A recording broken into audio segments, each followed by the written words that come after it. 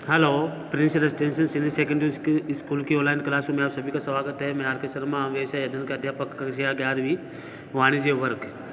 आपका जो टॉपिक चल रहा था कि किस प्रकार जो है वाणिज्य में जो प्रभाव इसका जो देखने को मिल रहा है कि किस प्रकार जिसमें बांटा गया है, वो देखिए। कल के टॉपिक आपको करवाया गया था।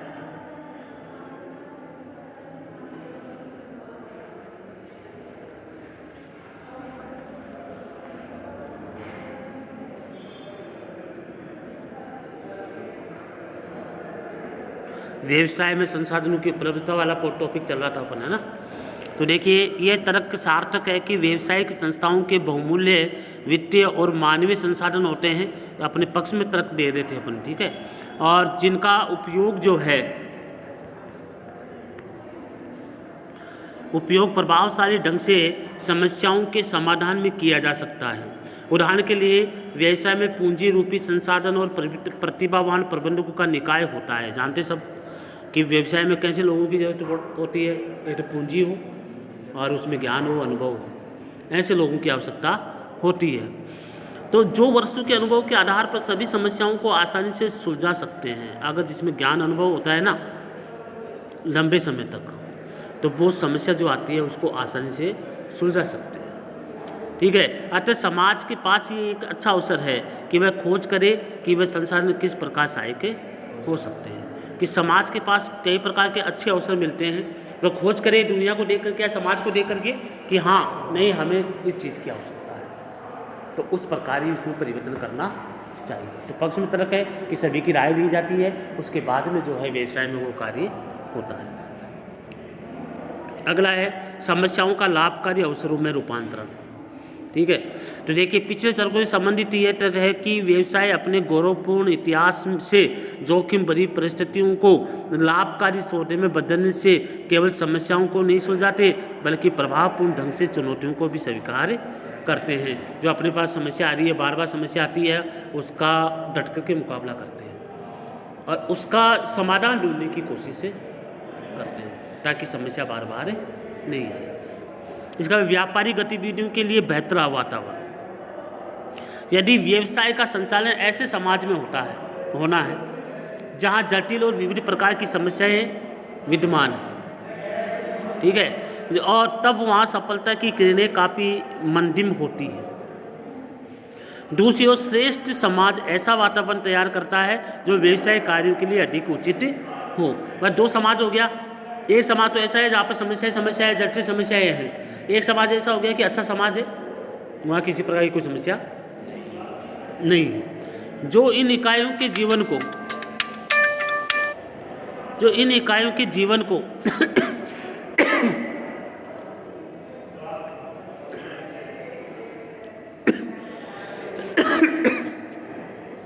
जीवन को जो है अधिक उचित और जो कई लोगों की जीवन की गुणवत्ता के प्रति सर्वाधिक संवेदनशील है, उसमें अपना व्यवसाय चलाने के लिए परिणाम स्वरूप अच्छा समाज मिलेगा। अगर आपको अच्छा समाज जहाँ मिलेगा तो वहाँ पे क्या है, व्यवसाय चलाने में किसी प्रकार की कोई समस्या नहीं आएगी। अगला पॉइंट इसमें सामाजिक समस्याओं के लिए व्यवसाय उत्तरदायी होता है। नैतिक रूप से ये तर्क दिया जाता है कि व्यवसाय ने जो है स्वयं कुछ सामाजिक समस्याओं को या पैदा किया है या उन्हें स्थायी बनाया है। इसलिए उदाहरण स्वरूप पर्यावरण प्रदूषण, असुरक्षित कार्यस्थल, सरकारी संस्थानों और भ्रष्टाचार और विभेदात्मक रोजगार प्रवृत्ति ऐसे उदाहरण हैं। अतः व्यवसाय के कई नैतिक कर्तव्य हैं कि वो समाज के नकारात्मक रूप से प्रभावित करने वाली तत्वों का सामना करे और न कि समाधान के लिए अन्य व्यक्तियों पर छोड़ दे। तो इसलिए कह रहे हैं कि जो नकारात्मक समस्याएं आपके सामने आ रही है उसका समाधान व्यवसाय भी कर सकता है, संस्था भी कर सकती है, ताकि समस्याओं का समाधान आसानी से हो सके।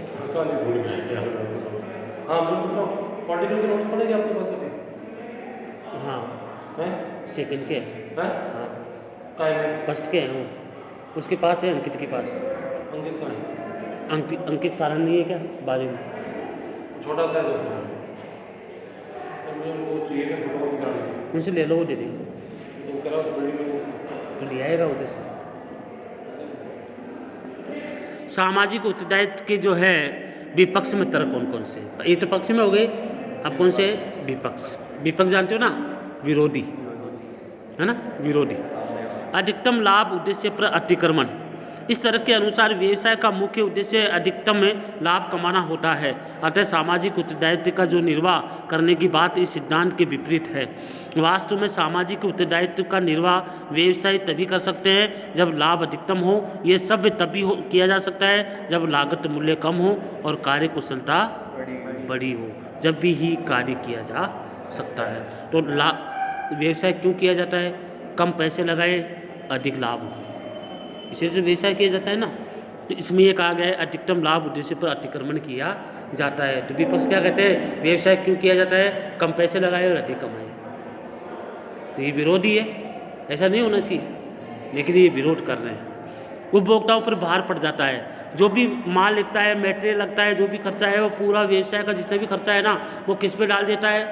उपभोक्ता पे डाल देता है।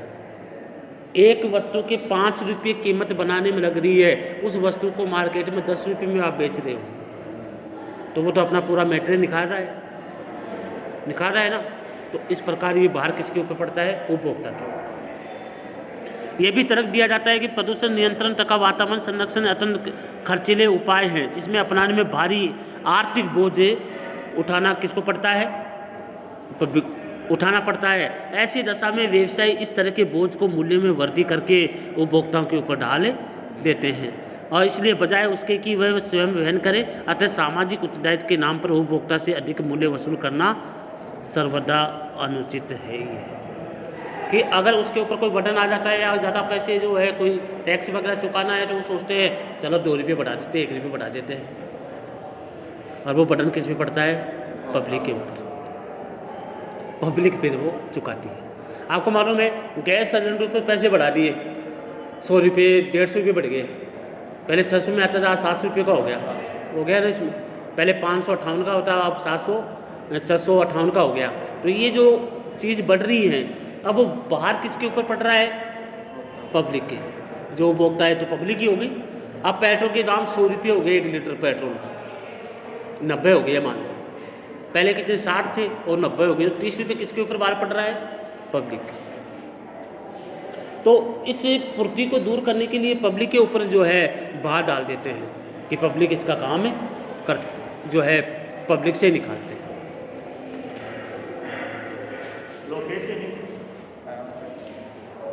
लोकेश राहुल 2 ही आए हैं।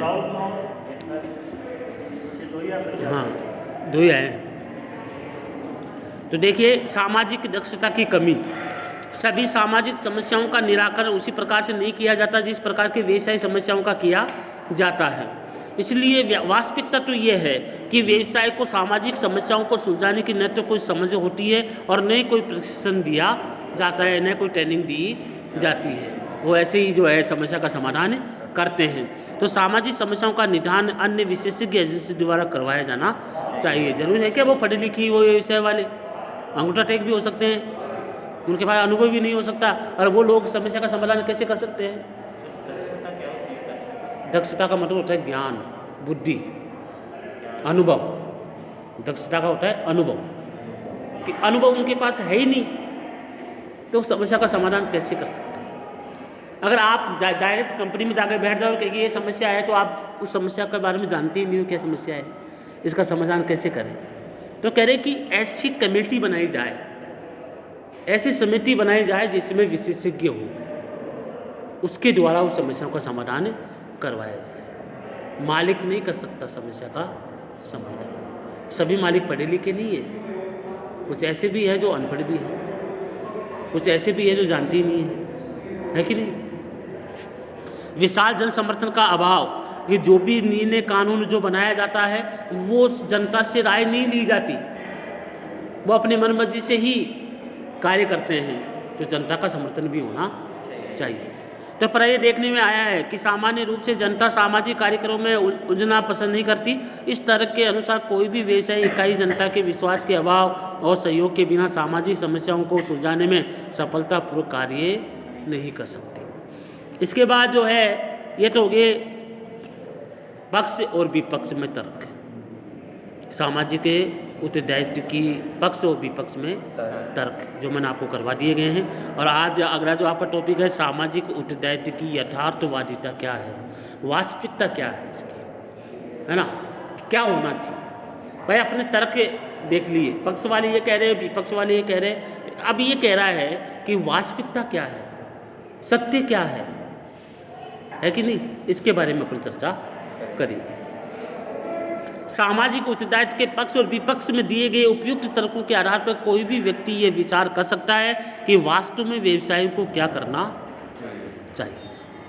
क्या उन्हें अधिक से अधिक लाभ कमाने के विषय में ही अपना ध्यान केंद्रित करना चाहिए अथवा सामाजिक उत्तरदायित्व के विषय में सोचना चाहिए। ये कह रहे हैं कि या तो व्यवसाय को ये देखना चाहिए कि मेरे को तो अधिक से अधिक लाभ कमाना है, जनता से, समाज से मेरे को कोई ताल्लुक नहीं। या व्यक्ति को ये सोचना चाहिए कि मैं समाज के अनुरूप ही माल का उत्पादन करूं, माल को बनाऊं ताकि इनको आसानी से उपलब्ध हो जाए।